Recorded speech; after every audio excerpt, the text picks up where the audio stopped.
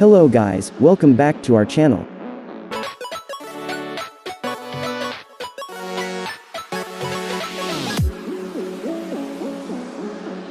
In this video, I'm going to show you 3 simple methods to find Internet Explorer in Windows 10.